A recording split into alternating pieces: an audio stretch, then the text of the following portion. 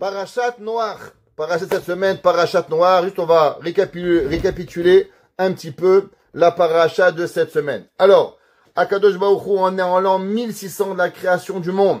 Akadosh Baruch Hu, il a vu que le peuple de la création, malheureusement, il se comporte mal envers Dieu, il se comporte mal envers les hommes. Vatimal et haaretz chamas. Et le monde, il va se remplir de vols, il va se remplir de personnes qui vont se voler les uns avec les autres. Ils vont malheureusement s'accoupler dans des mariages interdits. Homme, homme, homme, femme, femme, homme. Ils vont prendre les femmes des hommes, les hommes vont prendre des hommes, les hommes vont prendre des animaux. Jusqu'à que la Torah nous dit, Vatishachet haaretz, que même la terre elle-même, elle va devenir et elle va s'abîmer, et les animaux, les arbres, les fleurs vont se mélanger entre eux, et Akadosh Baruch Hu va pas avoir le choix que de venir et que de construire et de détruire le monde. Au moment où il va détruire le monde, la Gemara nous dit que tout le monde devait être détruit. Tout le monde, sans exception. Par la suite, c'est écrit, Venoach matzachen bene Hashem. Il y avait un homme qui s'appelait Noach. Noach, Dieu, il va voir qu'il va lui donner grâce aux yeux de Dieu. On va voir qu'est-ce que ça veut dire trouver grâce aux yeux d'Akadosh Baruch Hu. Et Dieu va lui demander à Noach de construire une teva. Alors cette teva, elle n'était pas très grande, elle était grande peut-être pour l'époque, mais peut-être pas aussi grande que vous croyez. Elle devait avoir 3 étages. Dans l'étage du bas, il y avait les animaux, tous les animaux de la terre devaient rentrer. L'étage du milieu, il y avait tout le manger humain et de chaque animal qu'il devait avoir. Et au-dessus, il y avait les humains. Noach, sa femme, ses 3 enfants et leurs femmes. En tout, 8 personnes qui vont rentrer dans la teva. Dans cette teva, Akadosh Baruch Hu va demander à Noach, et il va devoir la construire pendant 120 ans. Je ne sais pas si vous imaginez ce que ça représente. 120 ans. Noach n'avait pas d'outils comme nous avons aujourd'hui. Donc il va couper des arbres et il va les trancher. Et il va construire cette teva qui va mesurer 30 amot, qui est 15 mètres de haut, qui va être 300 coudées de long, 150 mètres, et il va devoir construire cette teva pendant 120 ans. Nos sages nous disent pourquoi il va devoir construire cette teva pendant 120 ans, pour que les gens, ils demandent, Noach, qu'est-ce que tu fais? Et Noach, il disait, un jour, Dieu, il va envoyer le Maboul, parce que vous vous comportez pas correctement. Alors Noach faisait la teva pendant 120 années. Et pendant 120 ans, Noach va construire cette teva. Malheureusement, le monde ne va pas changer. Ils vont juste augmenter leurs péchés jusqu'à que Dieu va décider d'exterminer la population mondiale, à part Noach, ses 3 enfants et leurs femmes. En tout, 8 personnes. Un de nos grands maîtres kabbalistiques, il s'appelait Rabbi Moshe Cordovero. Rabbi Moshe Cordovero, c'était le maître du maître de la Kabbale moderne, si vous voulez. La Kabbale moderne du 16e siècle a été par Rabbi Yitzhak Luria, plutôt connu sous le nom de Arizal. Arizal, qui a vécu à Sfat, Safed, à l'époque du Beth Yosef, au 16e siècle. Ce qu'on appelle la Kabbale moderne, qui a été expliquée de la Kabbale de Rabbi Shimon Bar Yochai, et qui va retransmettre tous les secrets kabbalistiques que nous avons, et ça va être continué par la suite par le grand maître Rabbi Israël Baal Shem Tov, et ses Talmidim, ce qu'on appelle les Chassidim aujourd'hui. Il en reste que le maître kabbalistique de Rabbi Yitzhak Luria, qui s'appelait Rabbi Moshe Cordovero. Rabbi Moshe Cordovero, il a écrit plusieurs livres. Et un de ces livres de la paracha, il s'appelle Or Yakar, la lumière chérie, si on pourrait traduire littéralement. Dans ce livre, il dit, regarde, la Torah, il n'y a rien pour rien. La Torah, ça n'existe pas, c'est un hasard. Chaque chose qui se passe et qu'on voit répétitif dans la Torah, il y a une raison pourquoi et comment elle est faite. La Torah, elle parle de 3 sujets qui ont rien à voir a priori l'un avec l'autre, mais en vérité, ils ont les mêmes points communs. C'est quoi les 3 sujets? Le premier sujet, c'est Tova de Noach. Dieu demande à Noach, Noach fait une teva pendant 120 ans. La teva de Noach, elle va devoir être enduite d'intérieur et d'extérieur de goudron. Pourquoi? Rashi nous dit, du fait que les pluies étaient très violentes, alors on a dû induire la teva intérieure et extérieure avec de l'enduit pour pouvoir résister à l'eau. La teva va être dans l'eau, il va pleuvoir 40 jours et 40 nuits. Après, il va y avoir, pendant 6 mois, il va y avoir des torrents d'eau que Dieu va faire tomber du ciel. Et la teva va être pendant 1 an.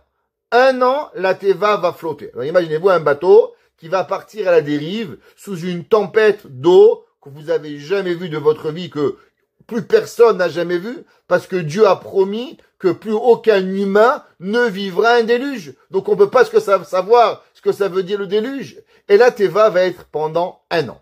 Et Noah va se préparer et va l'induire de goudron intérieur et extérieur. La deuxième fois dans la Torah qu'on parle de teva, encore une fois, c'est au moment de Moshe Rabbeinu. Moshe Rabbeinu, il va naître en Égypte et sa maman va accoucher au 6e mois, au mois de 7, le 7e jour du mois de Hadar. Et là, elle va pouvoir garder son bébé 3 mois. 3 mois plus tard, elle voit que maintenant, les Égyptiens cherchaient qui était enceinte, quand ils devaient accoucher. Elle comprend qu'elle peut plus garder son bébé. Alors, elle doit jeter le bébé dans le Nil. Elle va faire une petite boîte, une petite teva en osier où elle va mettre son bébé. Maintenant, dans ce petit panier qu'elle va faire, elle va aussi l'induire. Et elle va l'enduire de 2 façons. À l'intérieur de la boue et à l'extérieur, elle va mettre du goudron. Rashi sur place, il dit pourquoi intérieur en goudron et intérieur en boue, et extérieur en goudron. Dit Rashi 2 raisons. La première, c'est que Moshe Rabbeinu, t'es un tzaddik. Le goudron, ça sent très fort, c'est très mauvais. Moshe Rabbeinu ne pouvait pas supporter son âme sainte. Il n'était pas normal de lui faire sentir cette odeur nauséabonde de goudron. C'est pour ça qu'on n'a pas induit à l'intérieur en goudron, seulement à l'extérieur. Et à l'intérieur, on a mis de la boue. Rashi donne une autre explication. Il dit, les pluies de Noach étaient très violentes. C'est pour ça qu'il y avait besoin d'enduire la teva intérieur et extérieur de goudron. Moshe Rabbeinu, c'était pas tellement nécessaire d'avoir du goudron intérieur et extérieur. C'est pour ça qu'on a mis seulement à l'extérieur. La 3e boîte, une teva. Encore, il y a une 3e teva dans la Torah qui est rapportée. On parle de la teva au moment où on parle des tables de la loi. Les tables de la loi, elles s'appellent en hébreu le Aaron. Le Aaron, c'était la table, parce qu'on mettait là-bas une boîte, où dans cette boîte, il allait avoir les 10 commandements. Les 10 commandements, on a eu 10 commandements, 2 tables de la loi, les premières et les deuxièmes. Les premières qui ont été cassées par Moshe Rabbeinu. Moshe Rabbeinu a récupéré tous les morceaux, et par la suite, les 2e tables de la loi, qui ont été placées les 2 dans le Aaron. Ce Aaron, cette boîte, va, si t'as Aaron Hatzeshitim. La Torah nous dit comment elle a été faite, cette boîte. Elle a été faite en bois de oak, ce qu'on appelle en anglais. Ok, c'est pas clair. Qu'est-ce que c'est le Hatzeshitim? La Torah dit oak, c'est traduit, mais on sait pas vraiment qu'est-ce que c'est. Il en reste que la Torah a dit Vetsipita ota. Et tu vas la recouvrir, Zaït, Zahav, Mibaït ou Michutz. Tu vas la recouvrir d'or, intérieur et extérieur. Donc il y avait une boîte en bois. Cette boîte en bas devait être couverte d'or intérieur et d'être couverte or extérieur. Nous dit Rabbi Moshe Cordovero, il y a 3 sujets dans la Torah. La teva de Noach, qui était couverte intérieur et extérieur. En quoi? Elle a été recouverte avec du zéphet, avec du goudron. 2e teva de Moshe Rabbeinu. Moshe Rabbeinu, elle a été aussi une teva, une boîte, qui a dû être recouverte intérieur et extérieur. Seulement la teva de Moshe intérieur, en boue, extérieur, en goudron. 3e teva où on allait mettre le Aaron. Et le Aaron, il devait être recouvert d'or intérieur et extérieur. Nous dit Rabbi Moshe Cordovero, dans le Sefer Or HaYakar, quelle est la raison? Pourquoi la Torah et quelle est la connexion de ces 3 tevot, de ces 3 boîtes-là, de ces 3 endroits où on allait mettre quelque chose?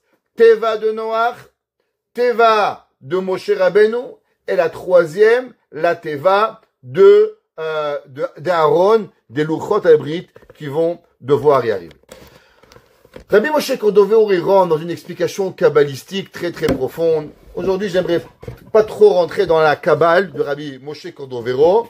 On va essayer de prendre une autre tangente pour pouvoir comprendre, malgré qu'on va devoir se servir de la Kabbale pour pouvoir comprendre.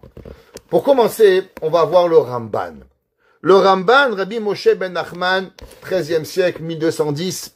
Le Ramban, il demande la question suivante. Il dit, vous savez, vous avez déjà imaginé dans votre tête, qu'est-ce que ça veut dire tous les animaux de la terre? Prenez, allez en Afrique et juste commencez à compter combien d'animaux il y a entre les hippopotames, les rhinocéros, les éléphants, le nombre différent de vaches, le nombre différent de moutons, le nombre différent d'oiseaux qu'il y a. Tous les aigles, allez dans un zoo, allez dans un safari et vous allez voir rien que le nombre de singes et de babouins et de gorilles qu'il y en a des milliers. Demande au Ramban, comment c'est possible que la Teva, elle pouvait contenir tous ces animaux? La Teva, même qu'elle mesurait 150 mètres de long, comme j'ai expliqué, 150 mètres, c'est rien 150 mètres, pour pouvoir maintenir tous ces animaux. La Teva, elle était dans l'incapacité de pouvoir contenir tous les animaux de la terre. Juste imaginez-vous seulement tous les serpents. Juste imaginez-vous, il y avait chaque sorte de vache, il y avait 7, parce qu'elles étaient cachères. Tous les sortes de moutons, 7. Il y avait 14 girafes. Juste en girafe, il y en avait 14. Juste en cerf, il y avait 14 cerfs qui étaient là-bas. Les gros animaux québécois, j'ai oublié comment ça s'appelle. Avec leurs grosses cornes là, il devait en avoir. Il y en avait de tous les côtés. Il y en avait. Donc, dit le Ramban, c'est impossible que la Teva pouvait contenir physiquement tous les animaux. Alors, c'est certain, dit le Ramban, que Akadosh Baruch Hu, il a fait que la Teva, elle contenait le tout par miracle. Alors, le Ramban, il demande une question. Le Ramban, il dit, c'est bien, si Akadosh Baruch Hu, à la fin de tout, il y a eu besoin d'avoir un miracle, alors pourquoi on a eu besoin d'avoir une Teva pendant 130 ans? T'avais qu'à faire une petite boîte rikiki qui va mesurer 1 mètre sur 1 mètre. De toute façon que tu fais 100 mètres, 200 mètres ou 300 mètres, c'est pas suffisant. Alors pourquoi fatiguer Noir? Il y avait rien à faire avec Noir. Pskin le gars, 120 ans à mettre des clous et à mettre des marteaux sur la tête.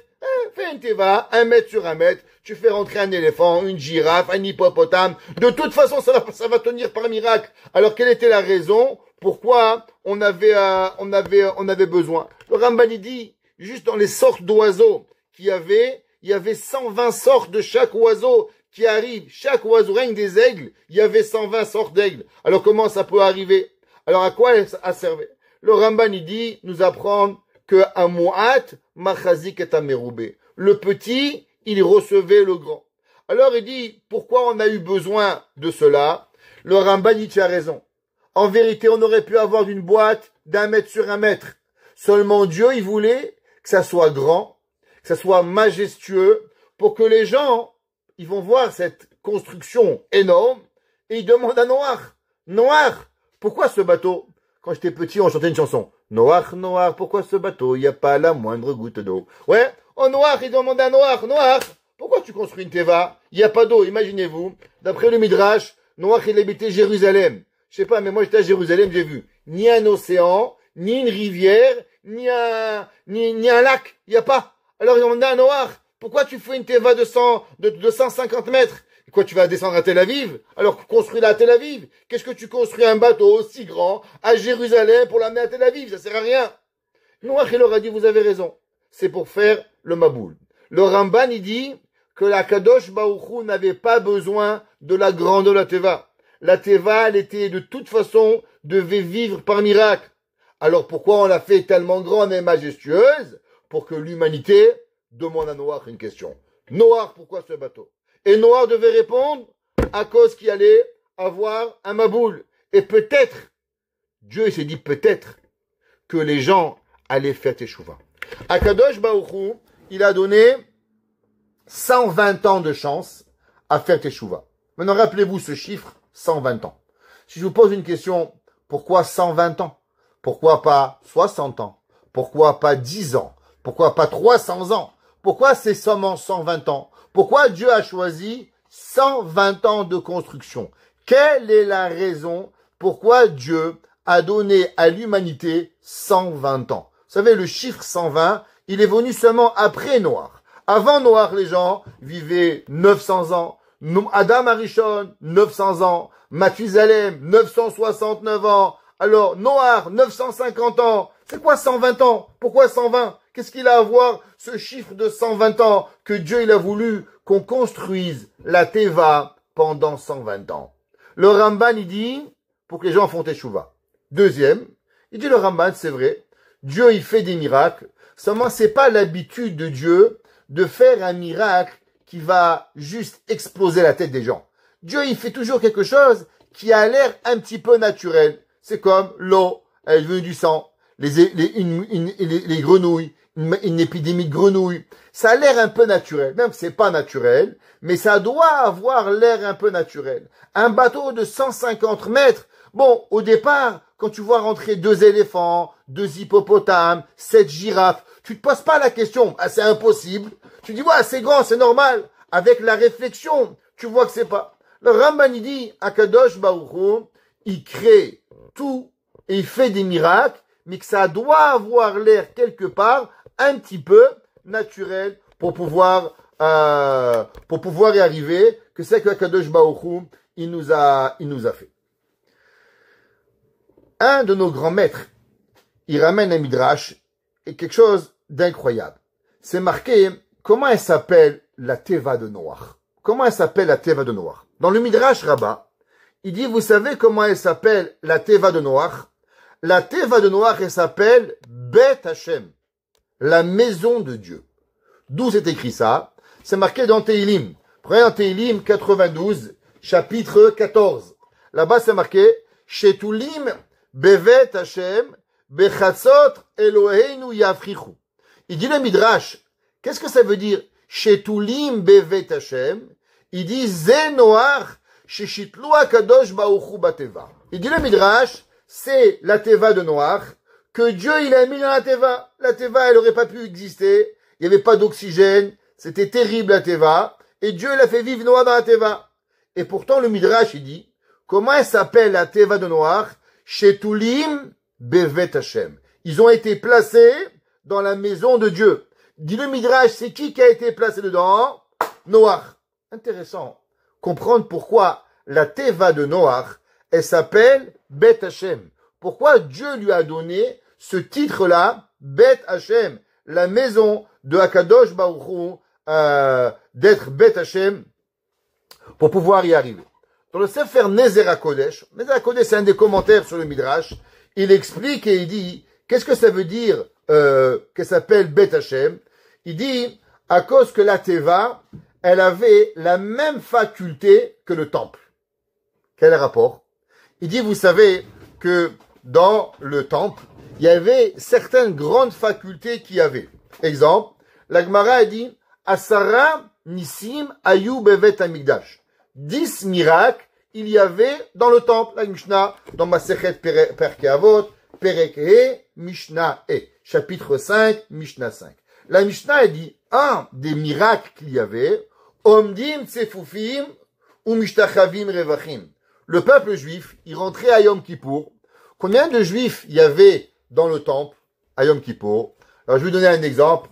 On a parlé hier de la Levaya de Rav Obadia Yosef.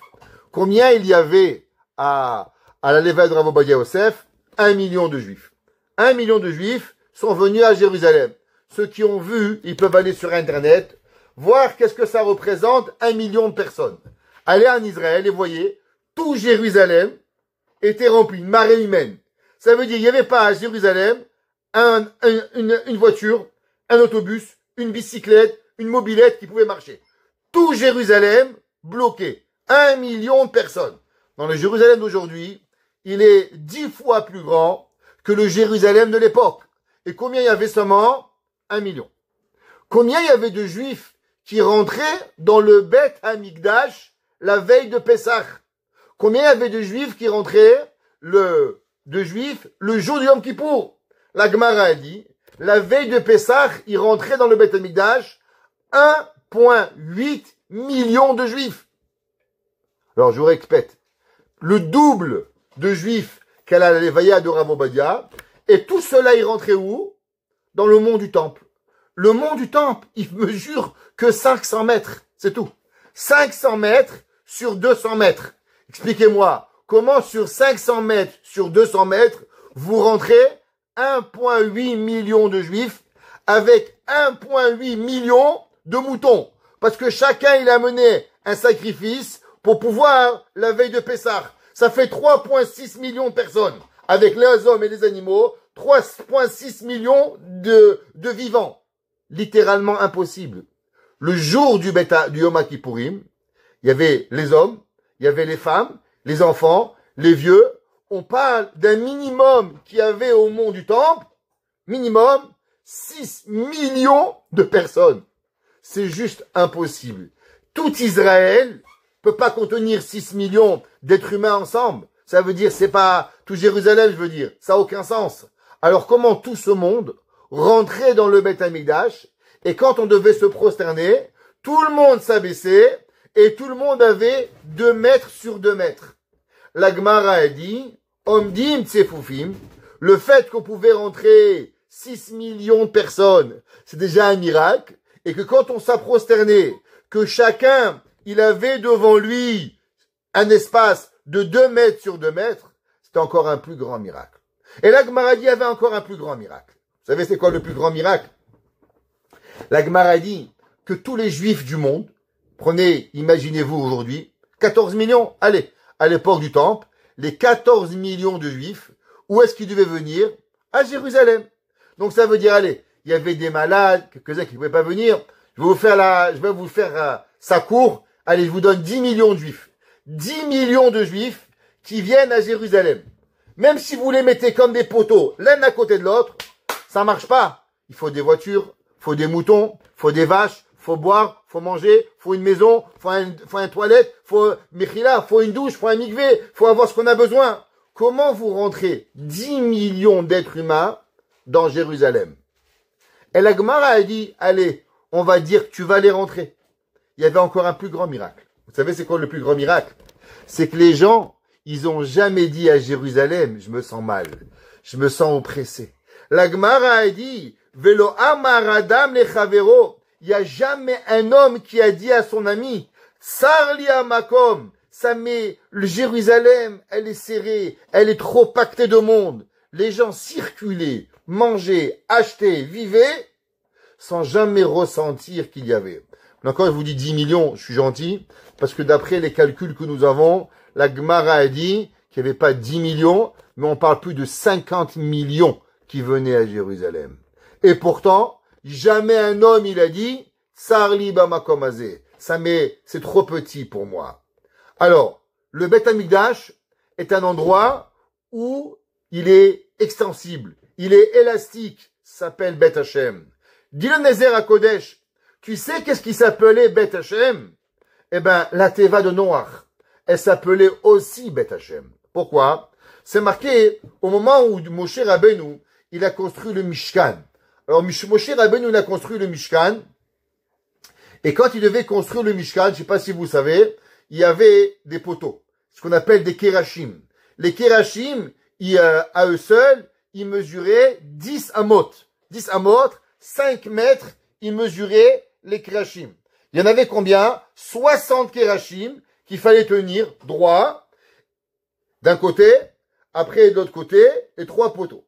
Et après qu'ils ont été rentrés tous droits, on devait mettre une barre de fer en or qui mesurait toutes les Kerachim, qui devait mesurer 100 coudées par 50 coudées. Énorme. Rien que la barre, elle était insoulevable. Moshe Rabbeinu a dit à Dieu, Dieu, tu veux que je monte le Mishkan? Mais c'est impossible. Aucun humain, il peut tenir à lui tout seul le Mishkan. Dieu dit, tu as raison, Moshe. Personne t'a demandé de le faire. Juste tu essayes, et après, moi je vais faire le reste. La Torah nous dit que le Mishkan, Qui c'est qui a construit le Mishkan? Le Mishkan nous dit le Midrash, Amalo asok ata biyadecha. Toi, fais ce qu'il y a dans ta main. Nir'e ke mekaimo ve'uniskam vekame elav. Le Mishkan de lui-même, il va se lever. Akadosh Baruch Hu lui-même, il a construit le Mishkan. Deuxième similitude avec la Teva. Le pasuk est écrit dans Bereshit Rabbah. Tartiim, shnishniim, ou shlishim teasea. La première, la deuxième et la troisième étage, tu vas le faire. Il dit le Midrash, Af'i aïta mesayet atzma. Dit le Midrash Rabbah que la Teva, elle-même, elle se construisait. Un homme tout seul, imaginez-vous, il n'y avait pas des clous. C'est pas, on est en l'an 1600. Le fer, il venait à peine de découvrir. Construire une Teva avec des poteaux de 50 amot, 25 mètres. Vous comprenez que la largeur de la Teva, elle avait 25 mètres. Comment un homme, un humain, normal, il peut construire une Teva avec des poteaux de 50 coudées? Il peut construire une Teva de 300 coudées sur 3 étages. Et 30 coudées de haut, 10, 10, 10. La Midrash, il dit, un humain n'est pas capable. De elle-même, la Teva, elle s'est construite. On voit deux similitudes de la Teva. Première similitude de la Teva avec le Mishkan, que le Mishkan, tous les Juifs, ils étaient dedans. Tout le monde. La Teva, des millions d'animaux, tous dedans. Normalement, ils ne peuvent pas y vivre. Deuxième, la Teva, elle était, le Mishkan s'est construit tout seul. Pareil, la Teva, elle s'est construite tout seul. C'est pour ça qu'elle s'appelle Shetulim Bevet Hashem. Kakadosh Baruch Hu l'a mis dedans. Elle s'appelle comment la Teva? Elle s'appelle Bet Hashem. Maintenant, allons voir la Gemara dans Sanhedrin. La Gemara dans Masechet Sanhedrin, page 108a. La Gemara dit Tana de Rabbi Ishmael. Il nous a enseigné notre grand-maître Rabbi Ishmael, qui était aussi Kohen Gadol. Af anoach nichtar gzardin. La Gemara dit, en vérité, Dieu, il avait décidé d'exterminer tout le monde et de recommencer le monde à zéro. Même Noach, il devait mourir. Seulement à la fin, Noach matzachen bene Hashem. D'où est-ce qu'on sait ça? Dit le Midrash la Gemara, c'est marqué dans le verset dans la fin de Parashat Bereshit. Nichamti ki asitim. J'ai regretté que j'ai construit le monde. Dieu préserve, Dieu il a dit, je regrette le monde. C'était une erreur.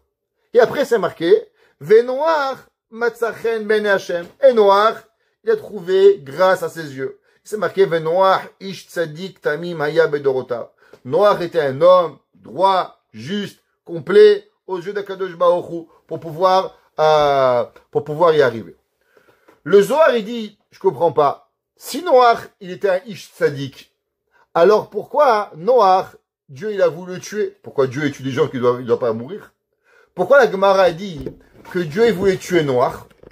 Et à la fin, il a comme un peu regretté. Je comprends pas. Mais si Noach ish tzadik tamimaya, alors pourquoi Noach Akadosh Baruch Hu il voulait le tuer? Ça n'a aucun sens. Le Zohar il nous dit, vous avez raison. La raison pourquoi Noach il devait mourir, on avait fait un cours l'année dernière sur ça, on va juste le répéter en quelques secondes. Mais vous savez, dans la vie, on peut répéter les choses 100 fois. Ce soir, j'ai répété le cours que j'ai vu l'année dernière. Et j'ai vu un autre commentaire. Il répétait pratiquement le même mot. J'allais fermer le livre. J'ai dit, non, viens, on va faire attention. Et j'ai trouvé 2 mots supplémentaires qui m'ont donné une nouvelle explication à la Torah. Que je vais vous partager. Alors, le Zohar, il dit, qu'est-ce que c'est? Le Zohar, il dit que tout le monde y sait que Noach, devait être puni du fait qu'il n'a pas prié pour sa génération. Moshe Rabbeinu, Avraham Avinu, tous les tzadikim, qu'est-ce qu'ils font? Quand il arrive le moment où Dieu il veut punir l'humanité, ils doivent prier pour la génération. Noach, il n'a pas prié. Et il dit le Zohar, du fait que Noach, il n'a pas prié, c'est pour ça qu'en vérité, Dieu, il voulait tuer Noach avec. Comment Noach, tu pries pas pour ta génération? C'est pour ça que Navi dans Yeshaya Navi, Esaïa 54, 9, il dit, comment il s'appelle le Maboul? Comment il appelle Yeshaya? Qui met Noach zotli asher nishbati. Les eaux de Noach. Il dit le Yeshaya Navi. Comment il s'appelle le Maboul? Menoach. Il dit le Zohar, pourquoi il s'appelle Menoach? Noach, il n'a pas été puni. À l'inverse, pourquoi tu appelles ça les eaux de Noach?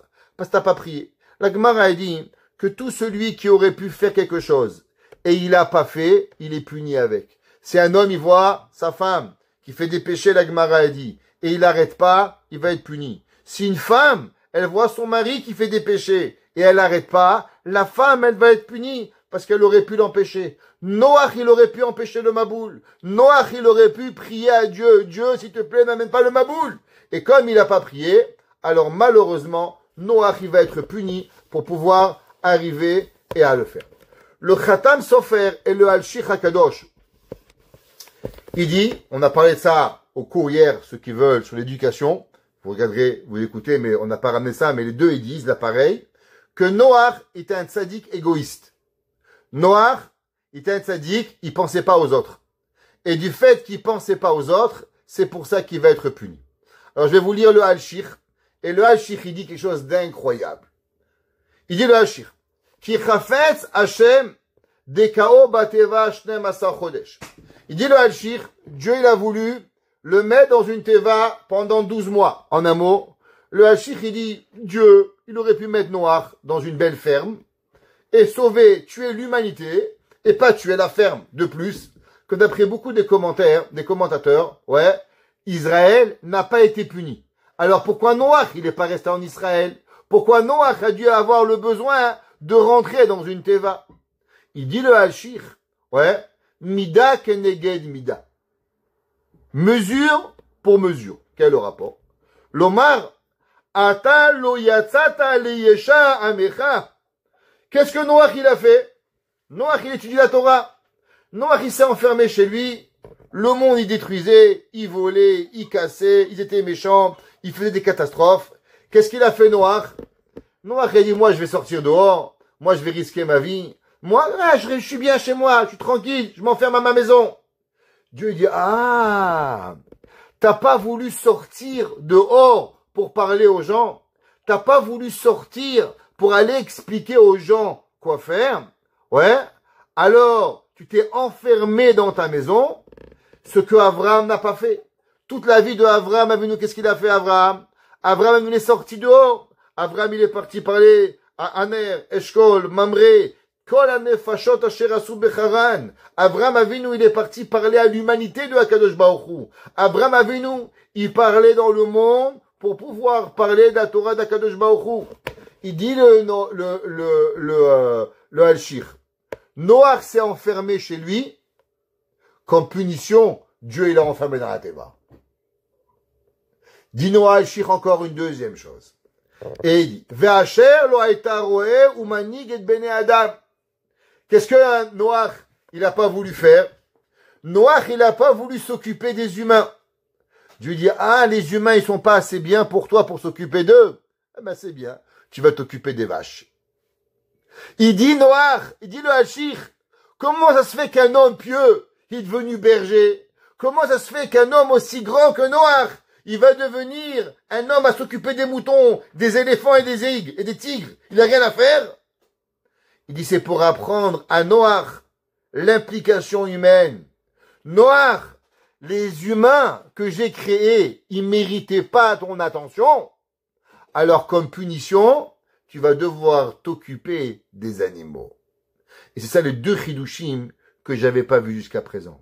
Pourquoi Noach, il a été enfermé dans la Teva? À cause de Mida Keneged Mida, qui s'était enfermé chez lui. Et la raison pourquoi il s'est occupé des animaux, à cause qu'il n'avait pas voulu s'occuper des humains.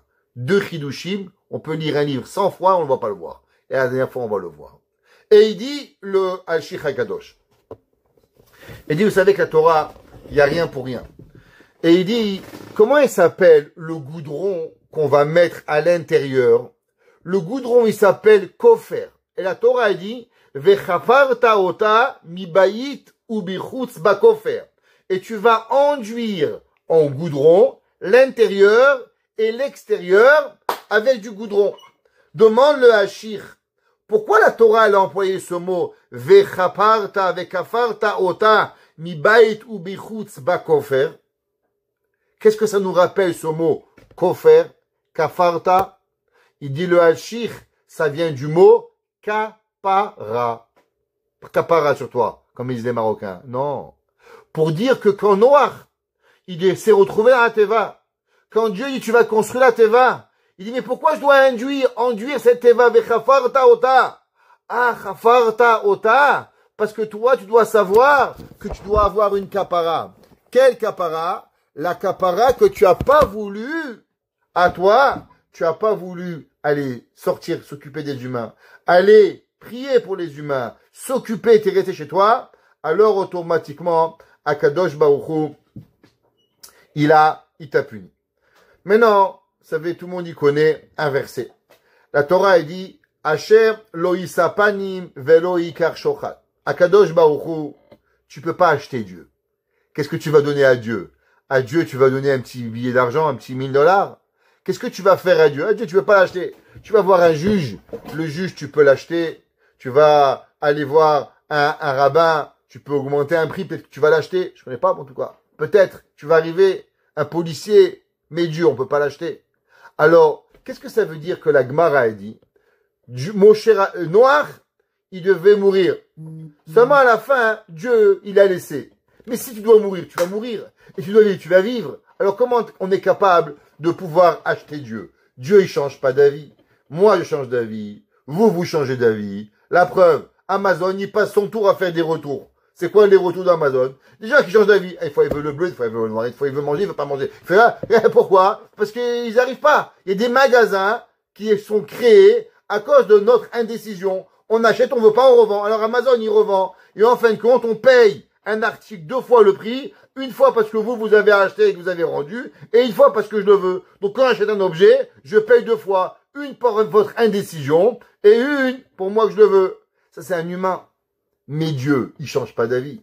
Si Dieu, il change pas d'avis, alors pourquoi pourquoi Noach, il est resté en vie? Nous dit le Harizal, vous avez raison. Normalement, Noach, il aurait pas dû rester en vie. Seulement, Akadosh Baruch Hu, il a vu que Noach, il avait une chance de se racheter. Comment il allait avoir la chance de se racheter? Parce que Noach, il va devenir Moshe Rabbeinu. Tout le monde y connaît que l'âme de Moshe Rabbeinu et l'âme de Noach, c'est la même. C'est pour ça que Dieu, il a dit, en vérité, Noach, de lui-même, il mérite pas. Mais puisque l'âme, elle va revenir, et elle va être Moshe Rabbeinu, et que Moshe Rabbeinu, lui, quand Dieu va vouloir détruire le monde, qu'est-ce qu'il va dire, Moshe?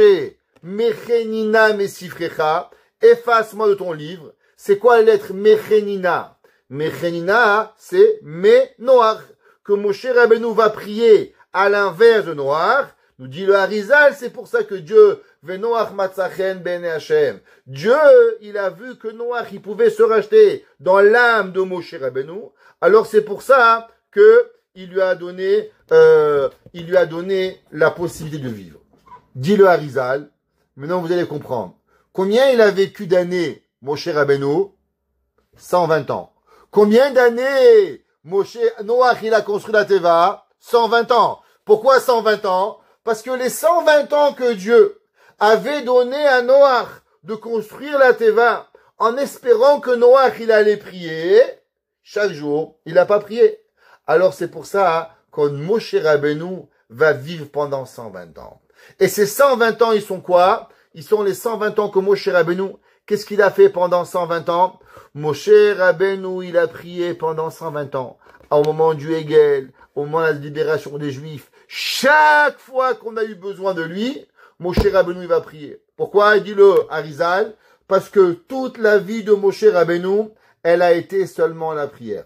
C'est pour ça qu'à la fin, Moshe Rabbeinu, il pensait que même rentrer en Israël, il aurait pu avec sa prière. Parce que Moshe Rabbeinu représente la tefila. Va être Hanan el Hashem, va être il est mort. Moshe Rabbeinu, il a prié. Si c'est pas que Dieu lui a dit stop, alors il aurait pu rentrer, mais le peuple juif aurait été puni. Et Moshe Rabbeinu, il a dit, si ma prière, elle est sur le compte des Juifs, je préfère ne pas prier. Et il s'est arrêté. 515 prières, il a prié Moshe Rabbeinu. Pourquoi? À cause que Moshe Rabbeinu, sa vie, elle est la tefila, nous dit le Harizal, pour remplacer les 120 années de misprières, de non-prières que Noach il aurait dû prier et que malheureusement il a construit la Teva sans prier pour le peuple juif pour pouvoir arriver. Et ça c'est marqué que Noach matzachen bene Hashem. C'est quoi matzachen bene Hashem? À cause qu'il a vu à la fin matzachen bene Hashem. Pourquoi bene Hashem? Dit le Harizal, parce qu'en vérité Noach qu'il va devenir Moshe Rabbeinu. Qui est capable de voir la suite des événements? Il n'y a que Dieu. C'est pour ça marqué Venoach matzachen bene Hashem. Parce que même les malachim pouvaient pas comprendre la raison pourquoi Noach allait rester en vie. Le seul qui pouvait le voir, c'est qui? C'est Akadosh Baruch Hu, qui pouvait voir que l'âme, elle allait revenir et pouvoir y arriver. Maintenant, si c'est comme ça, on va essayer de comprendre quelque chose qui est un chidouche incroyable d'un livre qui s'appelle Kitfot HaEphod, qui a été écrit par Rav Pinchas Aryeh Turk, comme ça qu'il s'appelait, ce Rav, et il a écrit un chidouche qui m'a excité. Ouais, ce chidouche. Alors, c'est marqué que Noach, Dieu, au moment où il va envoyer Noach à la Teva, il dit la chose suivante. Bo, viens, Ata, toi, Vechol Betecha, et toute ta maison, donc on parle de tes enfants, ta femme, leur femme, et la Teva. Ki otecha ra'iti, car toi, j'ai vu, tzadik, juste, les fanailles devant moi, bador hazé, dans cette génération. Le Rav Pinchas Aryeh, il dit, qu'est-ce que ça veut dire bador hazé? Alors de quoi tu parles? Bador. Pourquoi ce mot hazé? Pourquoi Dieu, il a rajouté ce mot bador hazé dans cette génération? Pourquoi il a marqué ce mot azé pour pouvoir y arriver? Il nous dit, si vous voyez, et si vous comptez les générations, combien il y a eu de générations depuis Noach jusqu'à Moshe Rabbeinu? De Noach à Moshe Rabbeinu, il y a exactement 17 générations. C'est pour ça qu'il a dit le Rav Pinchas Aryeh. Akadosh Baruch Hu dit, viens, bo, ata betecha, tu vas venir, toi, qui raïti tzadik lefanai, bado. Quand est-ce que tu vas devenir tzadik? Hazé. Quelle est la valeur numérique de Hazé? Et 5, Zaïn, 7, 12, et encore 17. Parce que toi, tu vas revenir quand? À la 17e génération. Alors tu vas revenir et grâce à soi, tu vas réparer la faute que tu as fait. C'est pour ça que si vous prenez la valeur numérique, tzadik lefanai bador hazé, ça donne combien en valeur numérique? Ça vous donne 603. Valeur numérique Moshe Rabbeinu. Incroyable! Il dit, Rav Pinchas, regarde, Akadosh Baruch Hu dit, Ki otra raïti tzadik lefanai bador hazé, c'est qui tzadik lefanai? Moshe Rabbeinu. À la 17e génération, il va revenir Moshe Rabbeinu, et c'est pour ça que tu vas pouvoir y arriver. Maintenant, vous allez comprendre. Tout le monde connaît la naissance de Moshe Rabbeinu. Moshe Rabbeinu, il va naître. Au moment où Moshe Rabbeinu est né, sa mère, elle dit comme ça. Vatahar haïsha. Et la femme, elle est tombée enceinte. Vatelet ben. Et elle a eu un petit bébé, Baruch Hashem. Pour avoir des bébés, il faut être enceinte. À Torah, il n'y a pas de magie. Chez nous, on n'est pas né du Père, du Fils, du Saint-Esprit. Les mamans, elles ont des bébés normalement et ça se passe normal. Il n'y a pas d'anormal chez nous. Vatahar, elle est tombée enceinte. Vatelet ben. Elle a eu un fils. Vatere oto. Et elle a vu Kitov, qu'il était beau. Vatitspneu shlosha yerachim. Et elle a gardé 3 mois. Ouais. La Torah a dit après, elle n'a pas vu qu'elle pouvait plus le garder. Velo yachela od atspino. Et elle pouvait pas continuer à le garder. Vatikachlo tevat gomé. Et là, elle lui a fait une teva, un petit panier en osier. Ouais. Vatachmer abachemer. Et elle a mis à l'intérieur du ciment, ou bezefet, et à l'extérieur du goudron. Vatasim et ayeled, elle a mis l'enfant. Vatasem basof asefatayor. Et elle a mis dans le souffle sur la rivière. La question, elle est, je comprends rien. La maman, d'abord, elle dit qu'il est beau, va tirer auto kitov. Après, elle voit qu'elle peut pas le garder, et elle le met dans un panier. Quel est le rapport de la suite des événements? Nous dit le Rabbeinu Yaakov Varié. Yocheved a été prophétesse. Elle savait que quoi? Elle savait que son fils, il est combien? Le 17e depuis Noach. Va tirer Otto et elle a vu qui Tov. C'est combien la valeur numérique de Tov? 17. Dit, ah, lui c'est le 17e génération que Dieu il avait dit que toi tu vas rentrer dans la Teva parce qu'il va y avoir un qui va remplacer Noach à la 17e génération. Pourquoi Yocheved elle le met dans une Teva? Elle dit, ben parce que mon fils, comme il a 17 générations, donc il est le Gilgoul de Noach. Noach, comment il a été sauvé? À travers la Teva. Eh ben, c'est pour ça que maintenant, où est-ce qu'elle va le mettre, Yocheved? Elle va de nouveau le remettre dans une Teva pour le sauver. Du fait qu'elle savait la prophétie, que 17 générations après Noach, Noach va de nouveau revenir en réincarnation pour réparer sa faute. C'est pour ça que va tirer Otto Kitov. Elle a vu qu'il est beau, valeur numérique en hébreu, 17, elle le prend, elle le met dans une Teva. Pourquoi une Teva? Ben parce que Noach, il appartient à la Teva, parce que la Teva elle a été sauvée. De la même façon que Noach, il est sauvé par la Teva, eh ben c'est normal que Moshe Rabbeinu, aussi, elle va le prendre et elle va le sauver par la Teva. Maintenant, si vous comprenez comme ça, vous allez comprendre quelque chose. Moshe Rabbeinu, il s'appelle comment? Son vrai nom. Le vrai nom de Moshe Rabbeinu, il s'appelle Tov. Ouais, va tirer Otto qui Tov. Le Midrash dit que Moshe Rabbeinu avait 7 noms. Il avait un nom qui s'appelle Tov, il avait un nom qui s'appelait Tuvia. Qui c'est qui va le nommer Moshe? Moshe va le nommer Batia. Tous les commentateurs, ils demandent pourquoi elle l'appelle Batia. Batia l'appelait Moshe.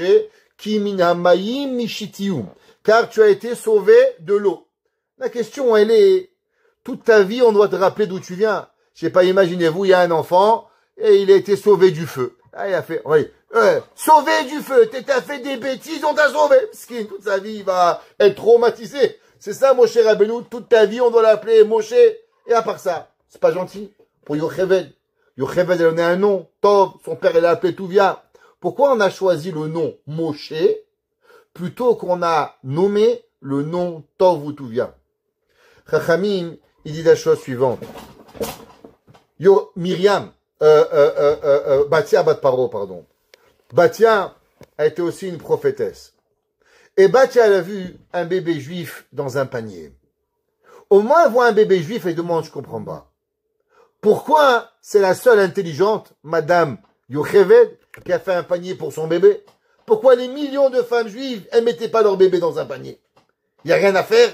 Il y avait pas une chachama. La seule intelligente, c'est Madame Yocheved, qu'elle a pensé à faire un panier. Pourquoi Yocheved, elle a pensé? Pourquoi elles ne ont pas pensé? Des milliers de bébés, ils étaient morts tous les jours. Et malheureusement, à cause qu'on devait les mettre, Dieu a dû tous les sauver. Alors pourquoi le seul enfant qui a été mis dans un panier, c'était Moshe Rabbeinu, ce petit bébé? Au moment où elle voit, va terrer Otto. Elle voit, elle demande à Dieu, Dieu, explique-moi. Pourquoi c'est la seule intelligente? À ce moment-là, Dieu, il lui explique. Tu sais, c'est qui, lui? Cet enfant, il est la réincarnation de qui? De Noach. Que Noach, il est rentré dans la Teva. Et Noach, qu'est-ce qu'il a fait? Noach, il n'a pas prié. Et puisque Noach, il n'a pas prié, c'est pour ça qu'il a été puni. Mais du fait qu'il va revenir en génération pour pouvoir prier, alors c'est pour ça que je le sauve. Elle dit, ah! Donc en vérité, c'est quoi Moshe Rabbeinu? C'est quoi la but? La vie de Moshe Rabbeinu, elle va exister que parce qu'il a été sauvé de l'eau. De quelle eau tu parles?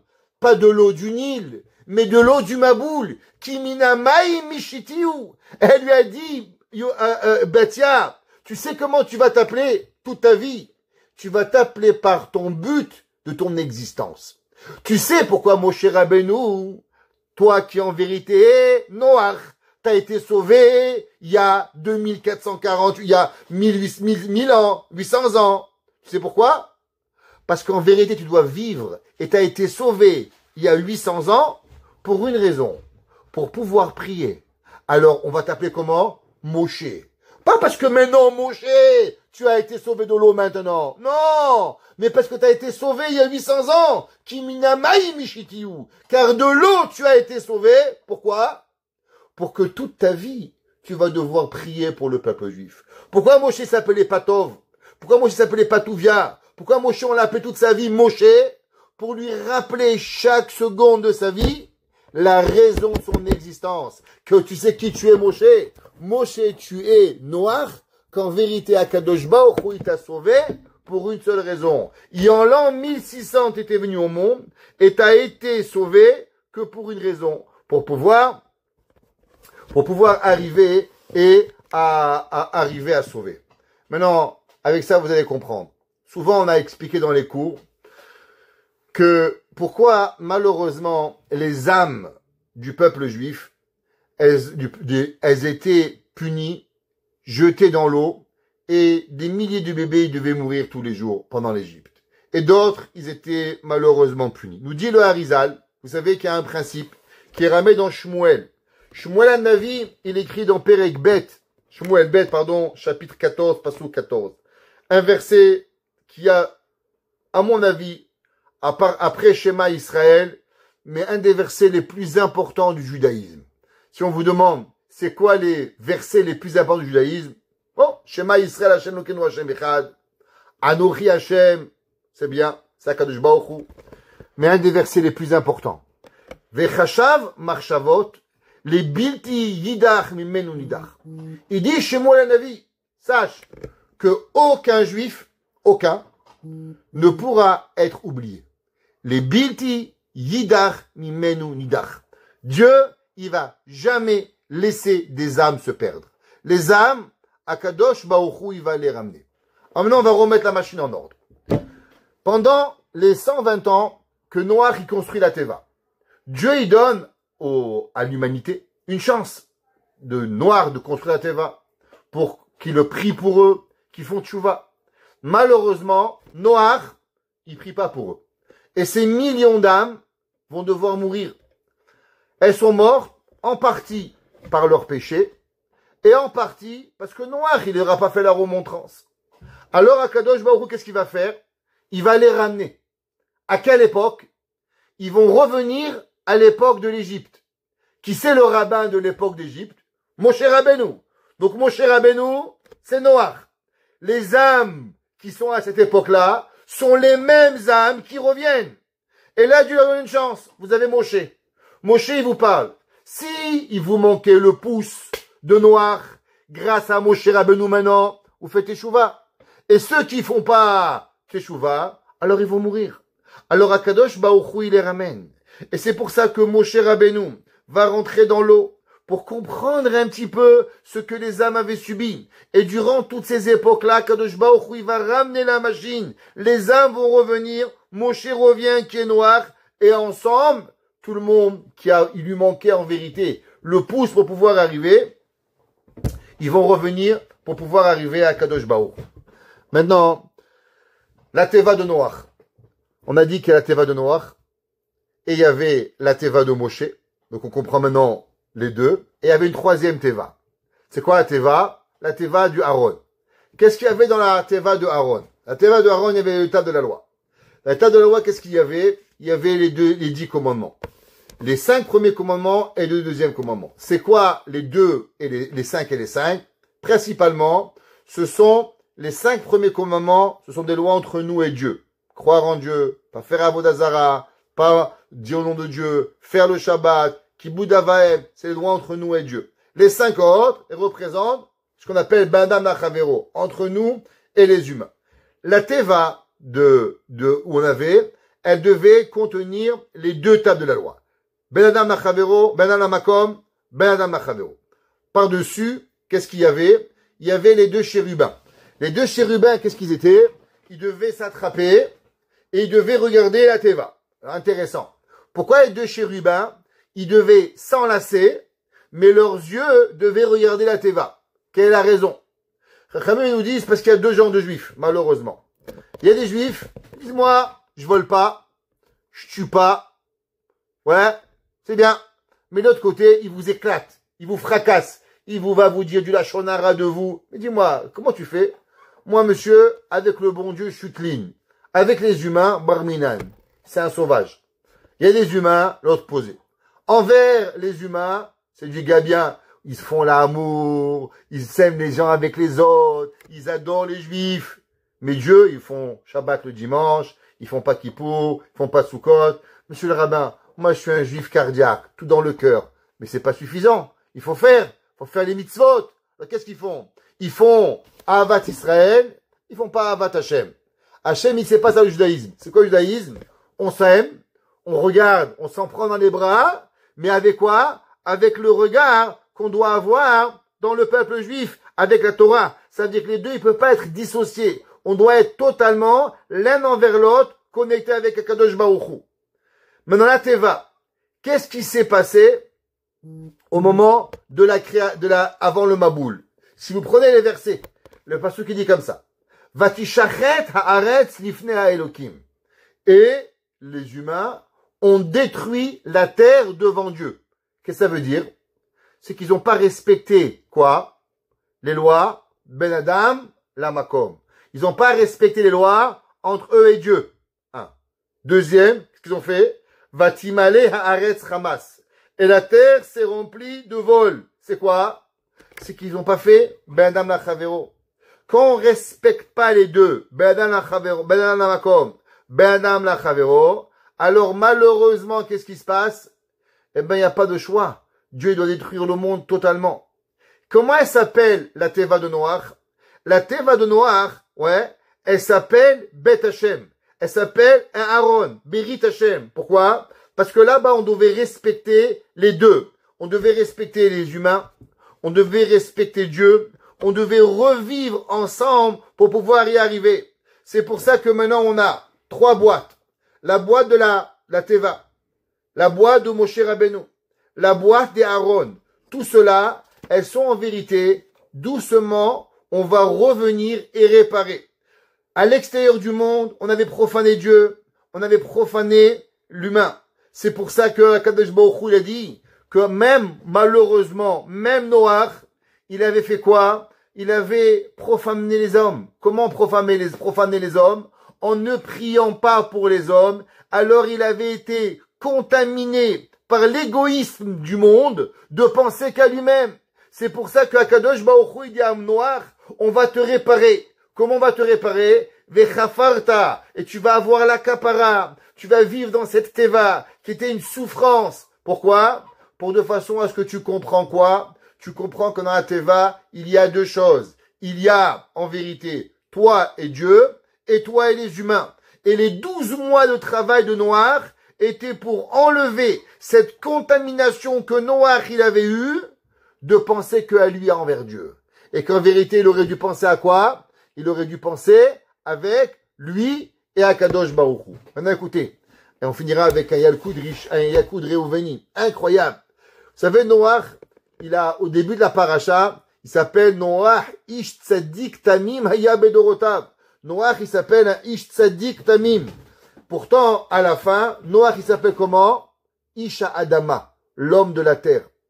Comment un homme qui s'appelle Isha Elohim, un homme de Dieu, un homme tzaddik, à la fin, il peut s'appeler Isha Adama, un homme de la terre. Il dit, le Yalkud Reuveni. Shatal et Moshe bimenoach. Il dit, le Yalkud Reuveni, vous savez, en vérité, que Moshe Rabbeinu a été envoyé à l'époque de Noach. Velo itzlach. Il n'a pas réussi. C'est marqué dans les Sfarim qu'en vérité, Noach aurait dû être Moshe. Et si Noach, il avait, écoutez ce que je vais vous dire, si Noach, il avait prié pour les gens, il leur aurait rendu Teshuvah, et Hachem aurait donné la Torah à cette époque-là. Ça veut dire, on n'aurait pas la Torah en 2448, on aurait eu la Torah en l'an 1600. Ça veut dire que Noach, il avait le pouvoir de transformer le monde et de donner la Torah en l'an 1600 de la création du monde. Velo itzlach. Mais malheureusement, il n'a pas réussi. L'Arkar, Bepar Marichon, il dit, c'est pour ça qu'au début, comme il avait l'âme de Moshe, comment il s'appelle Noach? Ish Tzadik, un homme pieux. Vacharken, après que malheureusement il n'a pas fait cela, alors vous savez qu'est-ce qui s'est passé? Dieu lui a enlevé l'âme de Moshe Rabbeinu. Vekshenistalkan imenu nishmat Moshe nikra ish adama. Noach, il avait une âme en lui incroyable. Il avait le pouvoir d'être Moshe Rabbeinu. Mais il n'a pas fait. Quand il n'a pas fait, comment il s'est appelé maintenant? Isha Adama. Lakach Amar Moshe Mechenina. Ratzal Omar ki bimea Maboul lo itpalalti. Parce que dans le Maboul, j'ai pas prié. Ve'menoa velo masarti et nafshi alehem. Il dit Noach, la même façon que Moshe Rabbeinu, il a donné sa vie, il a dit à Dieu, ou eux ou moi, mais moi je suis pas capable de vivre sans eux. Et Dieu leur a pardonné. Si Noach il avait fait cela, il aurait pu enlever la destruction du monde. Keita Bezoar, Aval Arshav, Emsor et Nafshi, Daikar Atamarke Ele et Ata Vezeu Shnema Mechenina. Il dit le Yakoud Reoveni, à combien était l'âme de Moshe Rabbeinu? C'est pour ça qu'on arrive maintenant à la troisième boîte. C'est quoi la troisième boîte? La troisième boîte, c'est les Luchot. Les Luchot, elles représentent la Tfila, elles représentent la Torah, elles représentent l'amour intérieur, l'amour extérieur, elles représentent le contact que nous avons entre les humains et le contact que nous avons à Kadosh Baruch Hu. Il dit Rabbi Moshe Cordovero, vous savez c'est quoi les trois boîtes? En vérité les trois boîtes, la Teva de Moshe et la Teva du Aaron, ce ne sont qu'une continuité d'événements pour pouvoir arriver à ce moment où l'homme il arrive en conjoncture avec Akadosh Baruch Hu. Vous allez vous demander, bon c'est joli tout ça, mais en quoi ça a à voir avec moi? En quoi ça a à voir? La réponse elle est simple. Souvent l'homme se demande, qu'est-ce que je peux faire? Qu'est-ce que je peux faire? La réponse, vous savez qu'est-ce qu'on peut faire?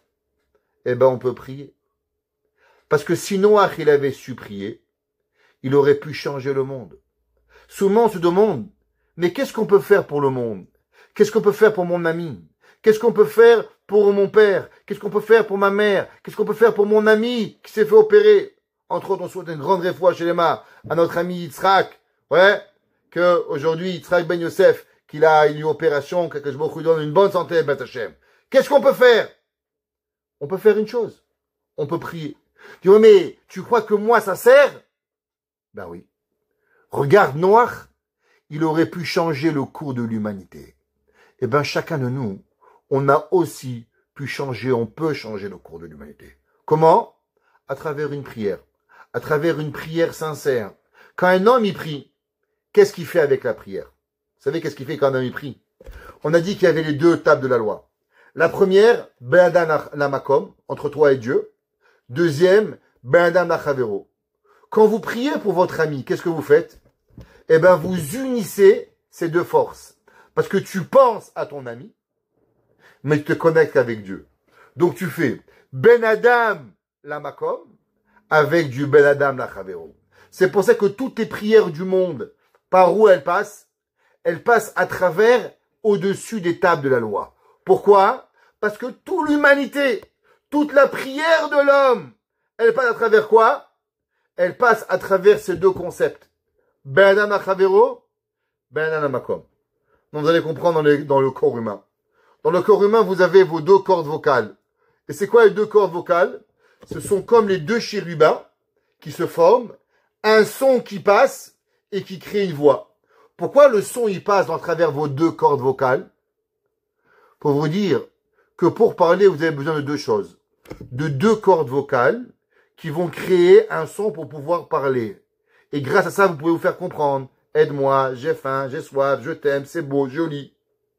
L'homme, il ne peut pas vivre avec une corde. L'homme ne peut pas vivre avec un, il a besoin de deux. Pareil, on a des deux louchot. Ben Adam Lachavero, Ben Adam Lamakom. On doit associer en permanence nos deux mitzvot. Penser qu'à moi-même, c'est impossible. Penser qu'à Dieu, c'est impossible. Alors en conjoncture d'événements, Ben Adam Lachavero, Ben Adam Lamakom. Et ça, c'était ça que la Teva de Noach nous a appris. Noach, il a enseigné que pendant 12 mois, il va être puni. À travers quoi? Qu'il n'a pas su penser à qui? Il n'a pas su penser aux autres. Moshe Rabbeinu va revenir et donner 120 ans de sa vie. Imaginez-vous que Dieu a repoussé le Maboul 120 ans pour essayer de nous expliquer ce concept que l'homme, il doit pas penser à lui-même, il doit penser à autrui. Quand on vit sur cette terre, quand on a nos enfants, notre femme, on ne doit pas seulement penser à eux, on doit penser à tout le monde. Chaque personne, chaque fois qu'on entend quelque chose, le koach hatfila pour pouvoir nous revenir. Et c'est ça, la teva de Noach, que malheureusement il n'a pas réussi. Après il y a eu la teva de Moshe, et à la fin il y a la teva qui est le Aaron, qu'à travers le Aaron, on peut mettre en association Ben Dana Chavero, Ben Dana Makom, et la Torah nous dit tu vas le construire en bois, mais elle sera en or intérieur et extérieur, car il n'y a aucune différence entre Ben Dana Chavero et Ben Dana Makom. Les deux doivent coexister en permanence, et on doit polir avec de l'or autant les mitzvot de Dieu que les mitzvot qui ont envers un homme, et c'est cela que l'on met la Torah. Et c'est cela qu'il y avait les deux chérubins qui s'enlaçaient pour faire montrer l'amour que nous avons entre nous, mais toujours un amour qui est envers Dieu et qui ne peut pas être séparé de Akadosh Baruch Hu. Et cela avec nos prières. Que Baruch Hu, il écoute nos prières et qu'ensemble on puisse vivre et bientôt, tous ensemble, guérir tous nos malades, apporter ma chère Tzidkenu et repartir à Yerushalayim et Merabi Amenu. Amen.